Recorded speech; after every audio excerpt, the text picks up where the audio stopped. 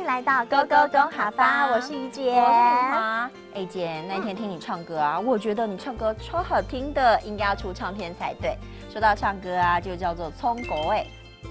聪狗哎啊，就是唱歌哦。听你这么说，我都不好意思了。不过我还真的是小时候和很多人一样拥有明星梦哎，当然现在长大梦醒喽。因为我又不是歌星，那么制作唱片要花大钱，还要找人来制作哎，还是算了吧。不过呢，歌星就叫做狗神，狗神就是歌星，其实不用担心花大钱，因为现在呢有业者看到商机喽，他们就推出了其实不用花大钱就可以制作自己的专辑哦。无论是想录1首歌曲或是10首歌曲都没有问题。说到歌曲就是狗 Q。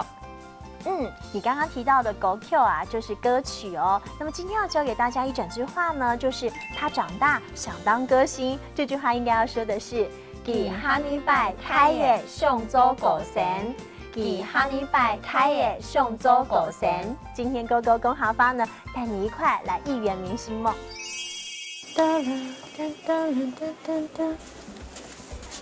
怡姐你在干嘛？我在听狗 Q 啊，等一下不是要录音？这么认真，你要当狗神哦？开玩笑，当狗神可是我从小到大的志愿。好了，准备一下，要录音了。哎，怡姐、明华，等一下耳机戴起来，我们就可以准备开始冲狗了哦。好，准备喽，音乐进喽。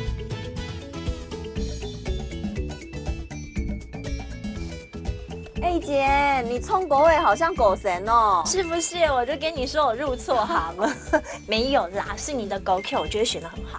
哈嘎狗 Q 啊，真的好好听哦。我也觉得。不过我迫不及待想要去听听我们的专辑，赶快。好。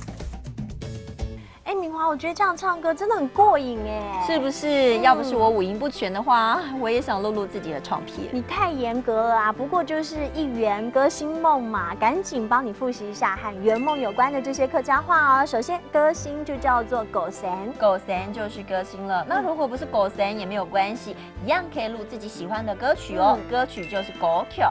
狗 Q 就是歌曲哦。那么一圆歌星梦得要先学会唱歌的技法，唱歌呢就叫做聪狗哎，聪狗哎就是唱歌了，没错。